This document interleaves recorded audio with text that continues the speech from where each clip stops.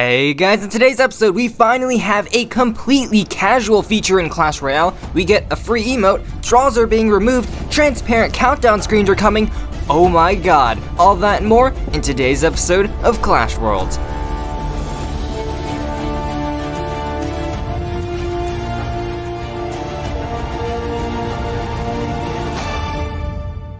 Hey guys, Legendaray here, and welcome back to another episode of Clash Worlds. In this weekly show, we take a look at the most recent announcements from the Clash Royale team, the hottest topics in CR eSports, as well as what's going on in the community. Then, we'll finish off the episode by breaking down the meta and featuring my off-meta deck of the week. If you enjoyed Clash Worlds, then please leave a like, subscribe, and hit that bell to get notified of every new video that comes out. Also, go check me out on Instagram and Twitter, links in the description. And with that out of the way, let's get right into the first section.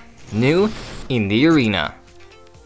New in the arena is where we find out about what the Supercell team has been up to this past week. The September update news have finally just been announced. This comes with a few new features. Also, keep in mind that this isn't considered a quote-unquote big Clash Royale update.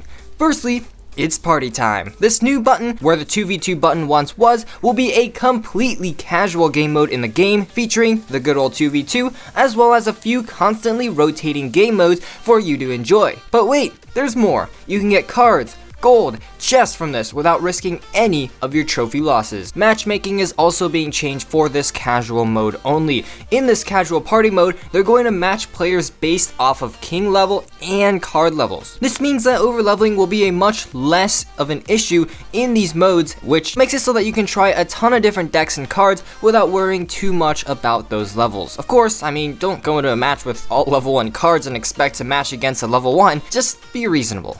Tiebreakers! As expected, they are being reintroduced into every single game mode in the game except for 1v1 ladder. This includes party mode, challenges, tournaments, and everything in between. Basically, the person with the lowest single tower at the end of the match loses. In this example, the red player loses because he or she has the lowest amount of hit points on one of their towers. Now, for some rapid fire changes. New game mode, triple draft. We saw this one where you can draft your entire deck one card at a time. You pick from 3 cards and you can see which choices your opponents get as well. Definitely a fun game mode. Transparent countdown timer. Finally! Yes please, clan leader rotation. If your clan leader is inactive for 35 days, the leader role will be passed on to the co-leader who has been in the clan for the longest amount of time.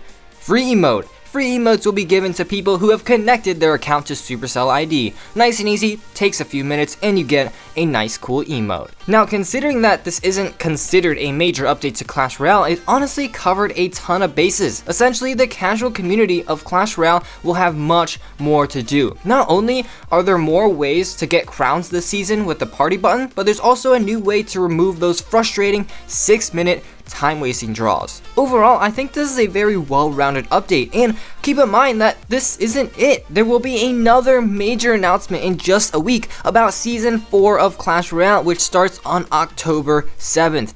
This is going to introduce a new win condition, a spooky Season 4 arena, a witch rework, and a few other spooky surprises that I can't wait to show you guys. Be sure to stay tuned and subscribe for the latest news updates. Of course, let me know your thoughts on this update in the comments below. Can't wait to read what you guys have to say. Now that's going to do it for New in the Arena. It's time to check out the eSports update.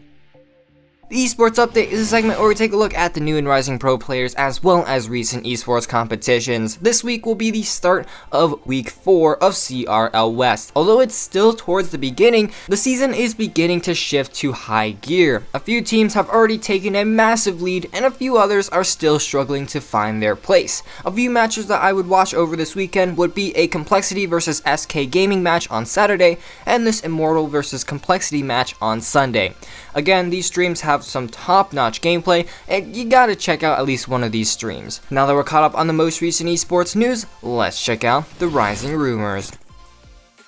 This week we've got a new extension on the single player idea to Clash Royale, and I honestly think this should be added to the game.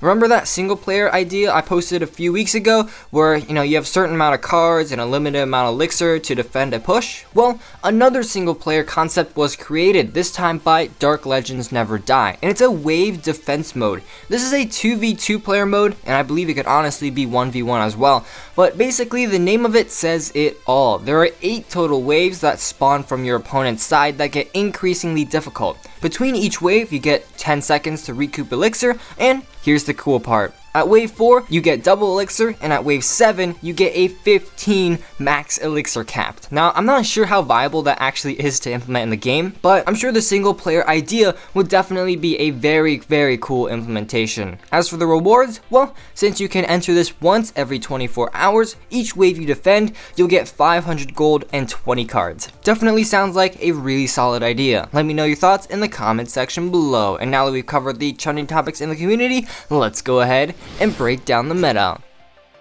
This month's meta, of course, continues to be super duper weird, but it can be split up into a few main archetypes. Control. So, control is obviously in every single meta. The defensive nature makes it so viable no matter what is popular in this meta. Now, these decks include P.E.K.K.A. Bridge Spam, Lava Hound Control, Miner Control, and I'll throw Graveyard in there as well. Next up, we got Fireball Bait.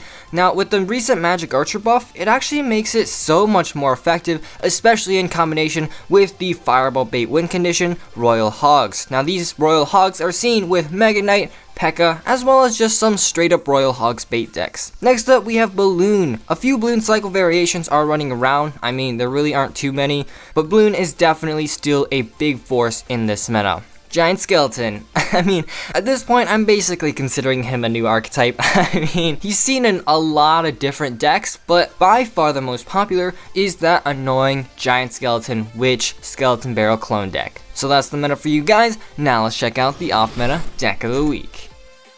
That's right, in each Clash Royale episode, we're going to be featuring one off-meta deck that works in the current meta. This week's deck was submitted by How to Bacon Real, and it's a really weird mortar cycle variation. The Executioner and Prince will be carrying the bulk of your heavy defense, and you can just cycle your mortar for days trying to get a lock onto that tower. It's a pretty fast deck, so you can be constantly applying small pressure and single elixir time, but of course, don't overcommit. Overall, it's a super solid deck as long as you can angle your executioners correctly. So without further ado, guys, let's go ahead and hop right into a match. Alrighty, so looks like this match here is going to be against Felipe from the clan Fifis. Good luck.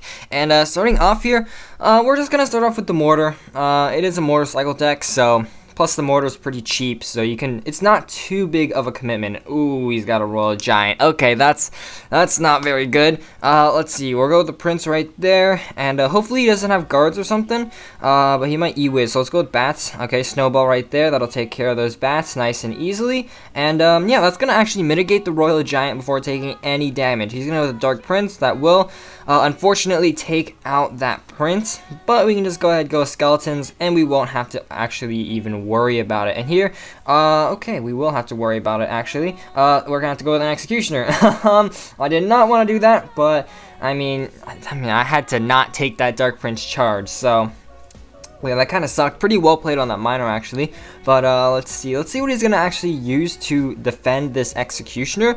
Okay, he's gonna go with Goblin. It's really well played right as soon as that Goblin locks on. So let's see here. Let's go ahead and go with the Mortar. I'm pretty sure he's back to the Royal Giant. Yeah, he definitely is. And we can just go with the Prince in the back. Kind of rinse and repeat the same thing again. And yeah, if he doesn't Miner to support the Bats, we don't have to defend that. Let's go with Skeletons right here. Let's actually support an Ice Golem in front of all of this. That way we can have a much more deadly push. And let's also follow up with an Earthquake as well, just to slow everything down. See if we can maybe get the Prince to the tower.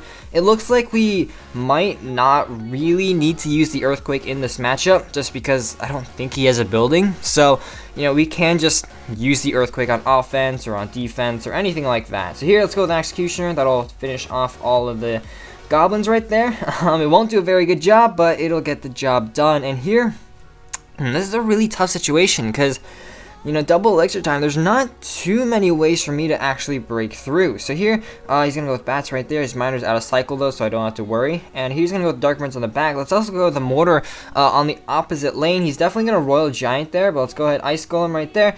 Note this Skeleton placement, if I timed it correctly, it should tank 3 hits from that right there. And then we can go with an Executioner right there to hopefully finish off that Dark Prince, and as well as outcycle his Royal Giant. So let's go ahead and go with a Mortar right there. Let's go with an Ice Golem that'll hopefully, you know, retarget that Miner onto it. Let's go ahead and go with Bats as well. Unfortunately, he's got his Royal Giant back, but again, we're just going to try and outcycle it because we need to get a lock on. So let's go skeletons right here. And let's go ahead and go in with a mortar right there. Follow up with an ice golem in front, just keeping the pressure up. And there we go. Mortar finally gets a lock onto the tower. And let's see, we got the prince as well. Let's go with an executioner right there to finish off the mega minion. Skeletons right there. And yeah, the mortar's gonna do some absolute work. Let's go with a prince as well, just because like he has he doesn't have too much. Yeah, he has to use a miner on defense right there. And just look at that. There we go. We have him pretty low on elixir right now. And let's go with an ice golem to tank for most of this stuff. Follow up with an executioner. And oh god, we're pretty low on elixir. Let's go with skeletons as well as some bats and a snowball right there. That is not good. Oh my god, that is way too much damage. 810. Okay, we can take it. Let's just hope he doesn't have a big spell. And let's see, let's go with the prince right there. Let's go with XC right there to take care of hopefully those goblins. And let's go with skeletons as well, trying to mitigate as much damage as possible. So let's see here, let's go with the prince push right here. He's gonna kite with the royal giant, really well played right there. And let's go ahead actually just go in with a mortar right there because his royal giant is out of cycle. And let's see here, dark prince right there. Let's go in with a prince here, skeletons as well.